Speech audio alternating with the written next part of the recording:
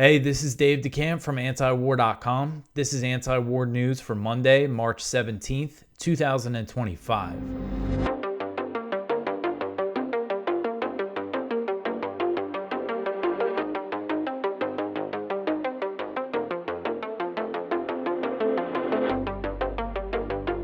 All right, another reminder that we are fundraising at antiwar.com, and this is how we are able to do what we do. We are 100% reader funded, which means we have to do these fundraisers once in a while, and it's that time of year again where we need to ask for your support. If you have the means and you appreciate my work, if you appreciate antiwar.com, please consider making a donation. Go to antiwar.com/donate to see the different ways that you can help out. It's all tax deductible, which is good. We're trying to raise $100,000 this time around. We're at about 10,000, I think. We should be announcing some matching funds relatively soon, but we're making our way. So I appreciate anyone who has pitched in so far. I greatly appreciate it. And again, that's antiwar.com/donate. All right, so the first story at the top of antiwar.com, the big news from the weekend, U.S. airstrikes in Yemen. So a major round of U.S. airstrikes that hit Yemen on Saturday killed at least 53 people, including women and children. According to Yemen's health ministry, at least 5 children and 2 women were among the dead. Another 98 were wounded by the U.S. bombing, and the health ministry said that many of the casualties were civilians, while the U.S. is claiming that it killed multiple leaders of the Houthis, Yemen's Houthis, officially known as Ansar Allah. A total of 40 U.S. airstrikes were reported to hit Yemen, primarily focusing on the northern Sadr province that's on the border with Saudi Arabia. Strikes also hit the Yemeni capital Sana'a and the governance of Taiz, Ib, Damar, Al-Baida, Marib, and Hajjah. So huge strikes across most of Houthi-controlled Yemen, which is where about 80% of Yemen's population lives. They control the territory where the majority of the people live. And they have for 10 years, over 10 years now. And you still see them referred to in the mainstream Western media as the Houthi rebels, even though they've been the governing power for over 10 years now in the capital and in these populated areas. So targets that were reported hit included power stations, residential areas, and Houthi military sites. The strikes marked the first time the U.S. bombed Yemen under the new Trump administration. You see this picture here. This is a girl who was wounded by the U.S. airstrikes. I saw U.S. officials told the Wall Street Journal that among the targets were the homes of Houthi members. The Houthis announced on Sunday that they fired back, with Yemeni military spokesman Yahya Saree saying the aircraft carrier USS Harry Truman was targeted with 18 ballistic and cruise missiles as well as drones. A U.S. official later told Reuters that the U.S. military downed 11 drones fired from Yemen and tracked 1 missile that failed in flight. No indication that the U.S. ship was hit. Abdul Malik al-Houthi, leader of Ansar Allah, said that in response to the U.S. airstrikes, both U.S. military and commercial vessels in the region will now be targeted by Houthi missiles and drones. President Trump announced the start of the bombing campaign on Sunday and said that the Houthis must stop their attacks on shipping and U.S. warships. However, the Houthis have not targeted any ships in months since they ceased attacks once a ceasefire deal was reached in Gaza back in January. Last week, as I covered, the Houthis did announce that the blockade on Israeli ships was coming back into effect in response to Israel cutting off all aid shipments in Gaza, which is a blatant violation of the ceasefire deal. But the group didn't launch any attacks after that. So this is the U.S. responding to that announcement, to the Houthis saying that they're reimposing the blockade on Israeli shipping. The Houthis did recently shoot down a U.S. MQ-9 Reaper drone that was flying over Yemen, but that was not cited in the reasons why the U.S. started this bombing campaign. You know, you look at the comments from Trump and other U.S. officials, they make it sound like there's been ongoing attacks on U.S. ships in the region, and that just is not true. They're doing this so Israel can continue its siege on Gaza. President Trump said on Truth Social, quote, "The Houthi attack on American vessels will not be tolerated. We will use overwhelming lethal force until we have achieved our objective," end quote. So what is the objective? If they're not attacking U.S. ships, well, now they are, now that they're saying they're going to restart the attacks on American ships. And Trump and other U.S. officials are also justifying the strikes by framing them as a way to protect global shipping, although critics are pointing out that the Red Sea being shut down has a minimal impact on the U.S. Representative Thomas Massie of Kentucky wrote on X, quote, "What the media won't tell you is this shipping route is mainly used to get exports from Asia to Europe. Its economic value to the United States is primarily in importing oil from the Middle East, but we can drill our own oil.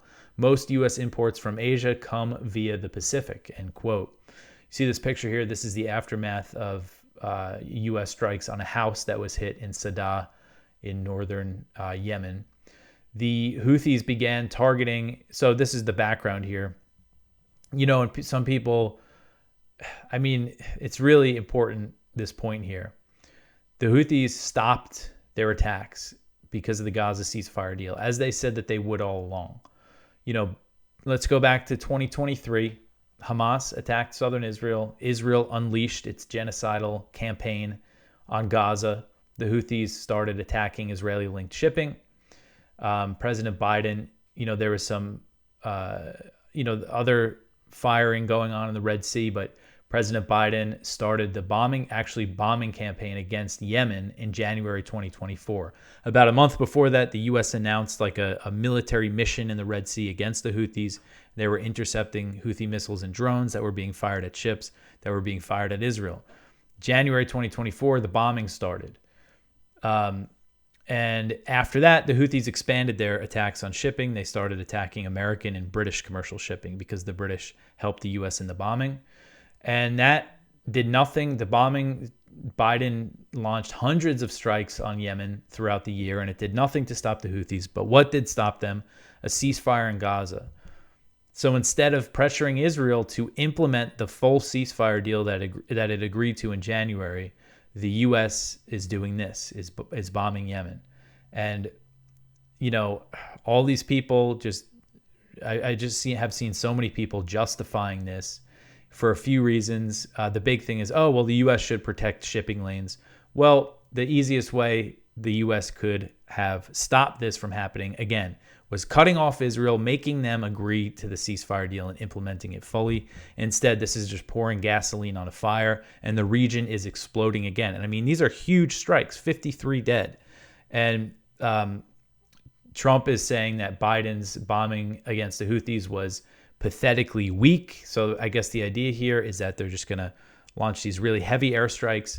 And this is something that I feared. I mean, if you listen to the show, I was worried that one area where Trump could be convinced to escalate is Yemen. I thought his advisors would say, oh, you know, just like he did in with ISIS in Iraq and Syria, all you need to do with the Houthis is just really bomb them, really go after them. Well, if you know the history here, from 2015 to 2022, the U.S. backed a brutal Saudi-UAE war against Yemen, against the Houthis, after they took power in Sana'a. That involved a blockade, a starvation blockade. That involved a ground campaign and very heavy airstrikes. That didn't stop the Houthis. And according to Axios, a U.S. official said that the Saturday airstrikes were not a one-off, but the start of a series of relentless U.S. strikes against the Houthis that are expected to last for days or maybe even weeks. And on Sunday, Mike Waltz, Trump's national security advisor, threatened that the U.S. could hit Iranian targets in Yemen, although it's unclear what sort of assets Iran actually has inside Yemen. I don't think they really have much. But they're just looking to escalate. And going back to the previous war, this is one of Trump's biggest one of the most shameful things that he did. When he was president, for the whole 4 years in his first administration, he supported the Saudis in this just brutal war on scale with the barbarity that we've seen in Gaza, inflicted on Gaza. All sorts of airstrikes, killing civilians, hitting civilian infrastructure, children starving to death by the tens of thousands, possibly hundreds of thousands. We don't really know the total death toll. The UN estimate is that 377,000 people died in the war by the end of 2021, and more than half are people who starved or died of disease. And I think the real number is actually much higher.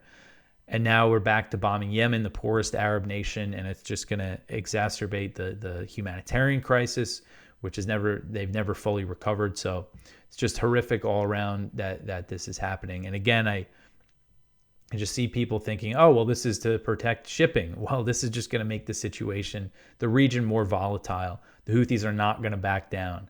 And who knows where this is going to go. So the next one here, the IRGC vows decisive response to any threat after Trump warning. So the commander of Iran's Islamic Revolutionary Guard Corps vowed on Sunday that Iran would respond decisively to any threat or act of aggression following President Trump's warning to Tehran over Yemen. So this is Major General Hossein Salami. He said, quote, Iran will never be the initiator of war, but in the event of a threat, the response will be firm, decisive, and conclusive, end quote. So he's responding to what Trump said in his announcement when he launched the bombing campaign in Yemen.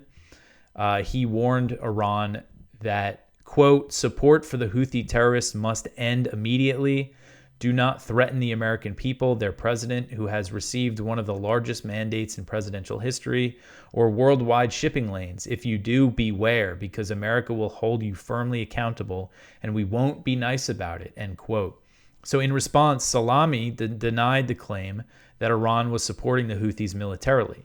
He said, quote, the president of the United States has once again attributed the operation carried out by Yemen's Ansar Allah to Iran and has warned the Iranian people to stop their support for the resistance group.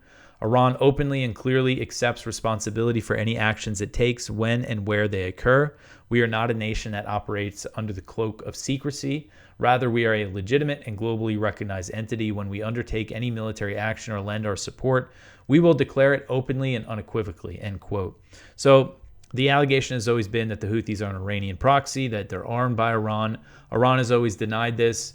The Houthis' drones and missiles are very similar to Iranian drones. From how I understand it, Iran probably helped them get the technology, but they're domestically made weapons. And, you know, the Iran is aligned with them politically, but the Houthis act completely independent of Iran. As far as I understand them, Iran cannot give them orders. So that means what the worrying thing here is that the Houthis aren't going to stop, and the U.S. is going to blame Iran. So if this thing escalates, if the Houthis just keep firing drones and missiles at the U.S. ships and Trump gets frustrated or whoever's running the show, are they going to bomb Iran? Are they going to put it on Iran and start bombing Iran? I mean, again, what can this lead to? All right, so the next one here, shifting over to Gaza. Israel kills 14 Palestinians in Gaza in 24 hours. So Gaza's health ministry said Sunday that at least 14 Palestinians were killed by Israeli attacks in the previous 24-hour period, as Israel has ramped up its bombings amid its ongoing breach of the ceasefire deal reached in January. The ministry said the total number of bodies that were brought to Gaza hospitals was 29, including 15 that were dug out of the rubble. So 14 killed, 15 who were pulled out of the rubble who were killed previously by Israel. And Israeli attacks also wounded 51 Palestinians. So the big strike that happened was on Saturday in northern Gaza's Beit Lahia. It targeted aid workers and killed 9 people. According to CNN, the Al-Khar Foundation, a charity based in the UK, said that the strike killed 8 charity workers. The charity's founder said that among the victims were our team members, including volunteers. Some of them were cameramen and some were journalists. The Israeli military claimed that it targeted 6 terrorists, but offered no evidence. There was more Israeli strikes on Sunday. At least 1 Palestinian was killed on Sunday. And so this Beit Lahia bombing on Saturday, this is the single deadliest Israeli attack that's happened since the ceasefire went into effect on January 19th. But of course, Israeli gunfire and drone strikes have killed Palestinians throughout the so-called ceasefire, and now Israel is just in flagrant violation of it by imposing the total blockade. And there's all these reports saying that they're going to just gradually increase the bombing, and that's what we might be seeing now. So just really horrific, the situation in Gaza. And you know, you wonder, was this timed with the U.S. bombing? Yemen, is it just full-blown now, back to what it was? That's what it seems like. All right, so the next one here, Hamas agrees to release Israeli-American hostage. So this one's from Kyle Anzalone. So on Friday, Hamas announced that it had agreed to release American Edon Alexander, along with the bodies of 4 other dual U.S. Israelis who died in Gaza. The group did not provide more details about the agreement. So basically, I think what Hamas is trying to do here was put Netanyahu, maybe see if they could pit Netanyahu and Trump against each other, basically making an announcement saying, yeah, we're willing to do a deal with the U.S. We'll release Edon Alexander, knowing that the Israelis would not be happy about that. And as far as I know, there's not really any progress on an actual agreement for Hamas to hand them over. Israel is criticized them for it, saying that it wasn't a real offer. And the U.S. has kind of been quiet on it from what I've seen. I might have missed some things because it was such a crazy weekend, but we'll see. As far as I know, there's negotiations happening in Qatar, so hopefully some sort of progress is made and the siege comes to an end, but it doesn't look like that's happening. All right, so the next one here, Israeli soldier reveals systematic use of Palestinian human shields. This one is from The Cradle. So an Israeli soldier disclosed in a March 14th Haaretz op-ed that the military's practice of using Palestinians as human shields in Gaza is far more common than acknowledged, and that a recent investigation was intended to create the false impression that such incidents are infrequent. The soldier said, quote, I saw that 6 investigations were opened by the military police regarding the use of Palestinians as human shields, and I almost choked. I've seen cover-ups in my life, but this is a new low. In Gaza, human shields are used at least 6 times a day. If the military police want to do their job seriously, they should open at least 2,190 investigations, but the military police just want to pretend to the world that we're investigating ourselves, so they find a few scapegoats and pin everything on them, end quote. And we've seen all sorts of reports about them using Palestinians as human shields. That one really horrific one recently was a Palestinian elderly man who was 80 years old who they used as a human shield and then sent off to march to the south, even though he had a cane and could barely walk. And then him and his wife were shot and killed by Israeli troops as they started to walk. All right, so the next one here, the U.S. and Israel discuss expulsion of Palestinians with East African governments. So this one's from Kyle Anzalone from Friday again. And this one, I thought had to be some kind of sick joke. It's according to a report from the AP that the U.S. and Israel have engaged in talks with Sudan and Somalia and Somaliland, which is northern Somalia, autonomous area, about taking Palestinians. I would think. I guess with everything that's happening in the DR, in the Congo, I was going to say the 2 most war-torn nations in Africa. That might not be the case because of what's happening over there in the Democratic Republic of Congo, but Sudan certainly is the most war-torn country in Africa, dealing with the severe famine. And same thing with Somalia. There's fighting happening all over Somalia. These are the places that they're considering sending the Palestinians. It's got to be a joke. I saw the governments came out and rejected that they've actually discussed this, but it does look like the U.S. and Israel still trying to pursue this idea of ethnic cleansing in Gaza. All right, so the next one here, Zionist group sent deportation list to Trump. So this article is from Brett Wilkins. So Beitar, the international far-right pro-Israel group that took credit for the Department of Homeland Security's arrest of former Columbia University graduate student and permanent U.S. resident Mahmoud Khalil for protesting the annihilation of Gaza, claimed this week that it has sent thousands of names of Palestine defenders to Trump administration officials for possible deportation. Beitar said that jihadis have no place in civilized nations. And you talk about uncivilized. This is a sick group. And these videos that they post online of them harassing people, they go around and handing people pagers. And what's the implication there? That they're going to blow up and kill them? They go around and terrorize people, basically. Just about as extreme as a Zionist organization can get. And this is who they've been meeting with U.S. senators, and they're saying they've handed lists, thousands of people, to the Trump administration to deport. Earlier this week, Beitar said, quote, "We told you we have been working on deportations and will continue to do so. Expect naturalized citizens to start being picked up within the month. You heard it here first. Those who support jihad and intifada and originate in terrorist states will be sent back to those lands, end quote. Again, I mean, if you just look at their Twitter account, Beitar, it's just sick stuff that they do. All right, so the next one here, Columbia expels students and revokes degrees of 22 students. This article is from Middle East Eye. So Columbia University leadership made a series of concessions to the Trump administration on Thursday following an extraordinary letter that listed 9 demands it expected the university to make if it did not want its federal funding to be pulled. On Thursday, the university announced that it was expelling, suspending, and revoking the degrees of 22 students following last year's Hamilton Hall protest, fulfilling one of the 9 demands issued in a letter from the Trump administration to Columbia. So this is Hamilton Hall, which was a building that was occupied by the protesters.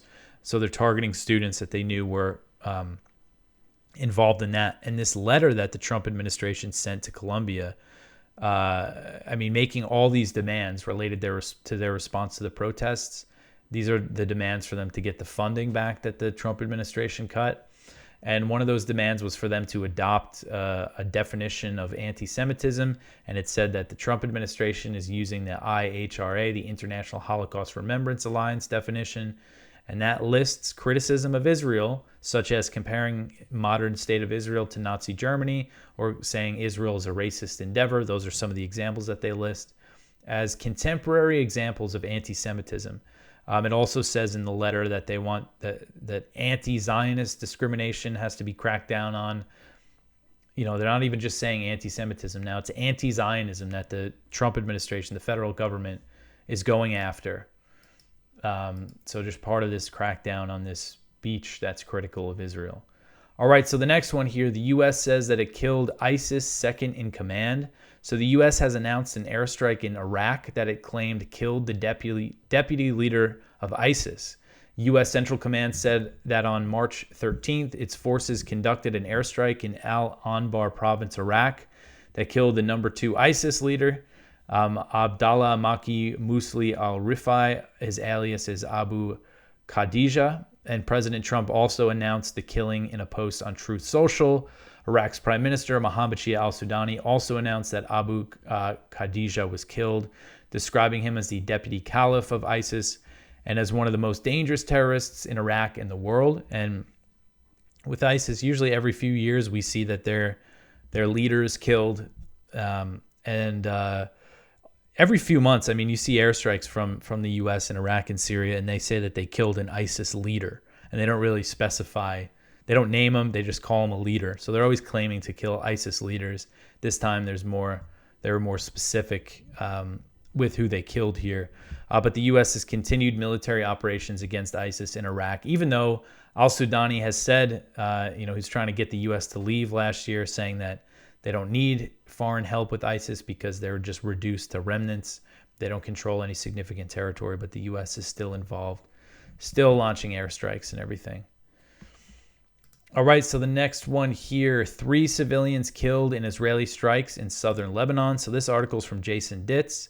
Israel continued to carry out airstrikes against southern Lebanon throughout the weekend, despite Israel making much of the border dispute negotiations last week, which they claimed could lead to normalization between Israel and Lebanon. At least 3 civilians were killed in 3 different drone strikes overnight, Saturday into Sunday, and 2 others wounded. That's according to the Lebanese sources. Israel claimed that 2 of the 3 were Hezbollah operatives carrying out surveillance on the border, though both of the slain were just driving cars in villages near the border area. And Israel presented the alleged activities of the slain people as violations of the ceasefire, although Israel's been violating the ceasefire basically the whole time. And Israeli Defense Minister Israel Katz is now, I get confused. Didn't he just say this the other day? But he says that the Israel will remain in these outposts in Lebanon indefinitely, continue this occupation indefinitely. And he said the same thing about southern Syria the other day. That's what I got it mixed up with. And he has instructed the IDF to fortify these posts in southern Lebanon. So the occupation will continue. All right, so the next one here, Trump and Putin to discuss Ukraine ceasefire. So White House envoy Steve Witkoff said Sunday that President Trump will speak with Russian President Vladimir Putin this week to discuss the potential for a ceasefire in Ukraine. He said in an interview with CNN, quote, "The two presidents are going to have a really good and positive discussion this week. The two sides are a lot closer today than they were a few weeks ago. We narrowed the differences," end quote.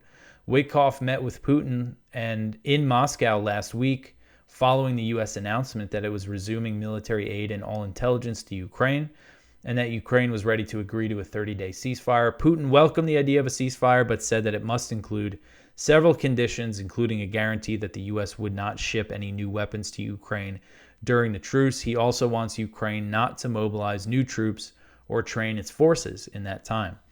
So other Russian officials have made clear that they view the U.S.-Ukraine ceasefire proposal as a chance for Ukraine to rearm and stabilize its defensive lines.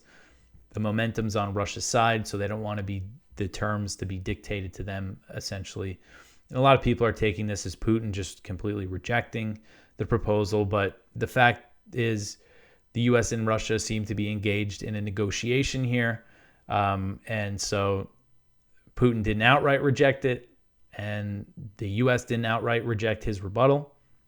That's why we're seeing these talks continue.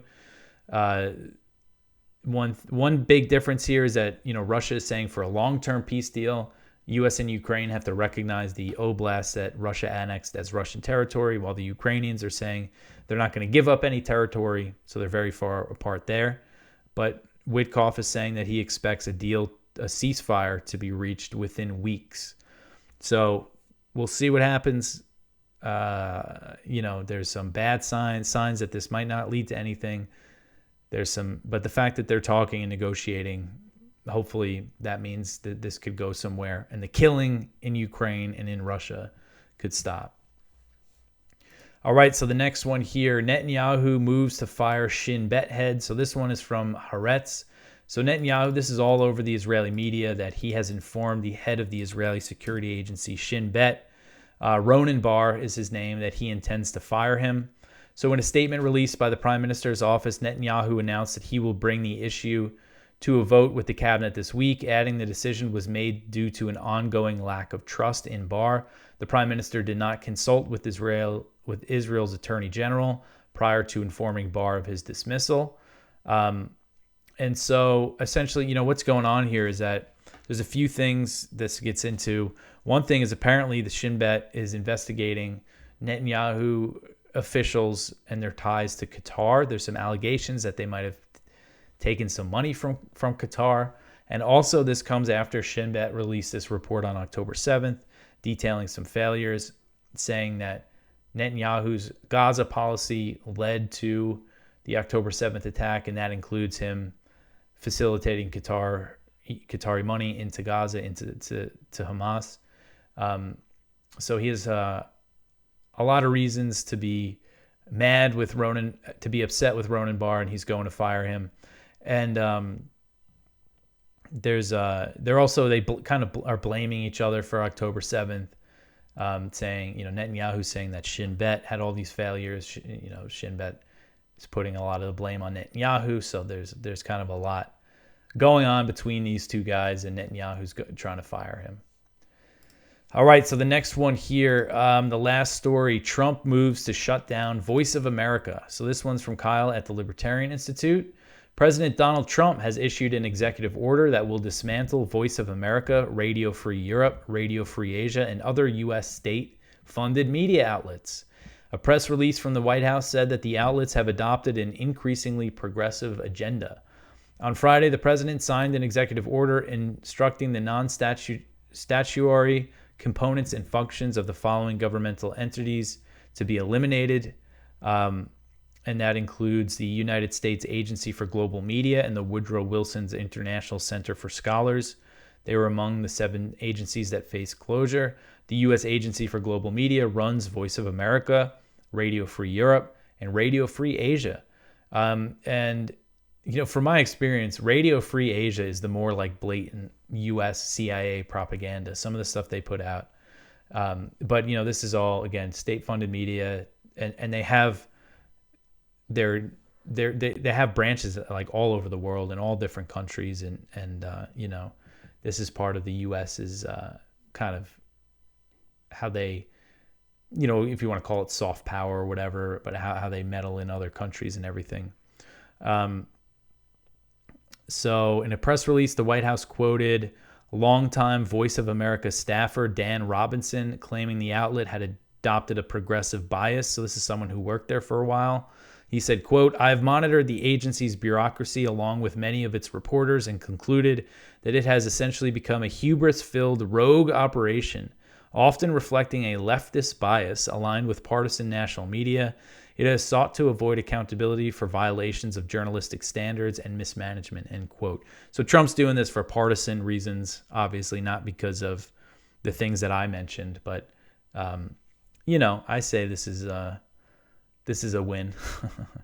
All right, so that is it for the news for today. Please go check out our Viewpoints, one from Dennis Kucinich, The Genesis of Sectarian Violence in Syria, one from Yves Engler, Reflections on My Arrest and Lessons Learned, one from Robert Malone, The Biggest, Most Corrupt News Organization You Have Never Heard of, one from Blaise Malley, Dems Stuck in a Hole on Foreign Policy, and our spotlight is from Branko Marcetic, Trump's pro-Israel McCarthyism is already boomeranging. So please go check all that out. So much stuff going on. Scroll down to the lower part of the page. Lots of other news from around the world that I went through today. Just, again, so much happening. Go check out our blog. Lots of good content over there. Again, if you could help us with our fundraiser, we really appreciate it. I'm speaking this Saturday at the New Jersey Libertarian Party Convention. If you live in New Jersey, you don't have to be a member of the convention. You could pay to go see the speakers. I'm going to put the link when I find it in the description if you are in the area and are interested. My whole speech has kind of changed with the events, because for what I do, this always happens when I'm planning a speech. I try to talk about the current events because that's what I do for my work. So it always changes, and I always try to write things ahead of time, and then I just change. I'm just better off waiting. I just got to wait till like the week before or a few days after to write it. But anyway, I'll fill you in on more details on that. But that is it. Follow us on social media. I will be back tomorrow with some more news. Thanks for listening.